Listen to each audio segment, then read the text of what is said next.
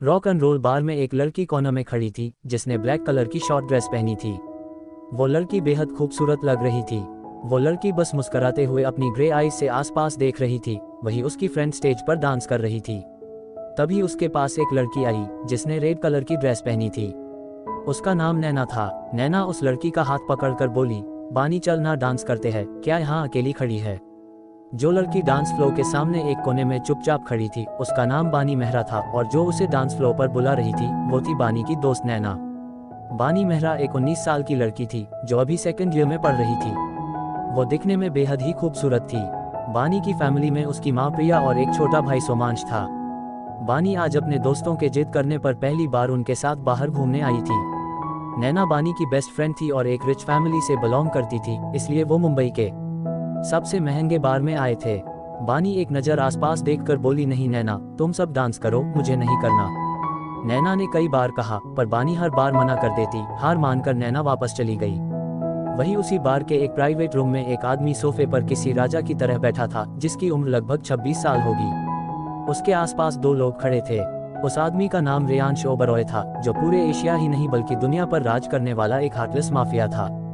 कहने को वो एक बिजनेसमैन था पर सबको पता था कि वो अंडरवर्ल्ड का किंग है।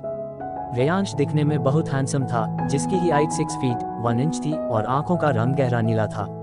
पर उसे देखने की हिम्मत किसी में नहीं थी क्योंकि वो दिखने में जितना हैंडसम था उससे कहीं ज्यादा खतरनाक था। रेयांश अपनी कोल्ड वॉइस में बोला, डील कैंसिल। ये सुनकर सामने बैठा विनय बिरला घबराते हुए बोला, मिस्टर ओबरॉय प्लीज ऐसा मत करिए, मैं बर्बाद हो जाऊंगा। रेयांश ने एक नजर विनय को देखकर अपने साइड में खड़े शेरा को इशारा किया और उस रूम से निकल गया।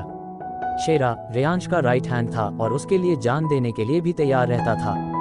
वो रेयांश का इशारा समझ गया था, इसलिए अब विनय बिरला को कोई नहीं बचा सकता था। दूसरी तरफ बानी अकेले बैठी बोर होते हुए अपना मुंह बनाकर आसपास देख रही थी।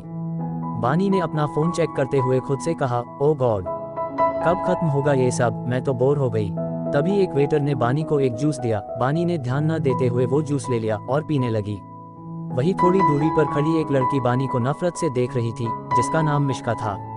असल में मिश्का बानी से बहुत चिढ़ती थी। वो बानी को नफरत से घूरते हुए बोली, आज तो तुम गई बानी, तुम्हारी वजह से कॉलेज में मैं सेकंड आई। इस जूस को पीने के बाद तुम्हें बर्बाद होने से कोई नहीं बचा सकता। इतना बोलकर मिश्का नफरत से मुस्कुराने लगी। इधर बानी ने जूस पी लिया था और अब थोड़ी देर बाद उसे कुछ अजीब लगने लगा। उसने एक नज़र स्टेज की तरफ डाली, फिर सबको बिजी देख वहां से वॉशरूम एरिया के लिए निकल गई। बानी का सर भारी होने लगा था इसलिए उसे कुछ समझ नहीं आ रहा था। वो वॉशरूम ढूंढते हुए वीआईपी एरिया में बने रेस्ट रूम की ओर आ गई। तभी बानी एक रूम के सामने लड़खड़ाते हुए आई और दरवाजे को धक्का देकर खोल दिया और उस रूम के अंदर आ गई। वो रूम काफी बड़ा था। बानी के ऊपर ड्रग्स का असर होने लगा था। असल में मिश्का ने उसकी ड्रिंक में ड्रग्स मिला दिया था। तभी वॉशरूम का गेट खुला और रेयांश बाहर आया। इस वक्त रेयांश ने सिर्फ एक टॉवल अपनी कमर पर लपेट रखी था। रेयांश की नजर बानी पर पड़ी और अपने रूम में किसी लड़की को देखकर उसका चेहरा सख्त हो गया। हालांकि रूम में अंधेरा था इसलिए रेयांश ने बानी का चेहरा नहीं देखा था। वो उसके सामने जाकर खड़ा हो गया जिससे रेयांश को बानी का चेहरा दिखने लगा क्योंकि उसने रूम की डिम लाइट ऑन कर दी थी। वो बिना किसी भाव के बानी के चेहरे को घूर रहा था। तभी बानी अपने सामने किसी को देखकर जल्दी से उसके गले लग गई। उसके गले लगने से रेयांश को कुछ अलग ही फील हो रहा था पर वो अभी कुछ समझ नहीं पा रहा था। बानी बेचैन होकर बोली, मुझे गर्मी लग रही है। इतना बोलकर बानी अपने कपड़े निकालने की कोशिश करने लगी।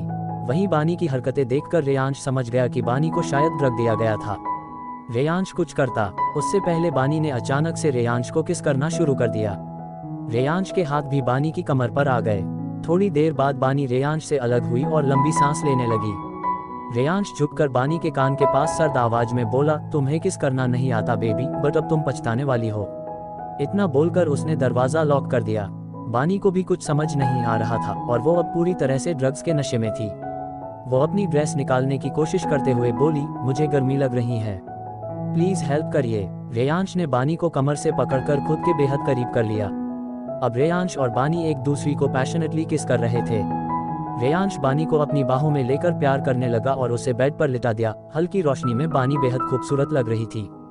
रेयांश अपना कंट्रोल खो चुका था। बानी के हाथ रेयांश के बालों में थे। बानी ने रेयांश को गले लगा रखा था। बानी धीरे धीरे अपना दर्द भूल गई। करीब 2 घंटे बाद रेयांश ने नाइट स्टैंड पर रखा अपना फोन चेक किया और वापस बानी के ऊपर आ गया। बानी थकी हुई आवाज में बोली, अब नहीं, मैं थक गई हूँ, प्लीज। रेयांश ने बानी के कान में कहा, मैंने कहा था ना कि तुम पछताओगी। इतना बोलकर रेयांश ने फिर से बानी को अपने आगोश में ले लिया। बानी में अब उसको रोकने की ताकत नहीं बची थी। करीब 5 बजे रेयांश ने बानी को छोड़ा और उसे अपनी बाहों में लेकर सो गया। क्या होगा जब बानी ड्रग्स के नशे से बाहर आएगी? क्या होगा इस वन नाइट स्टैंड का अंजाम?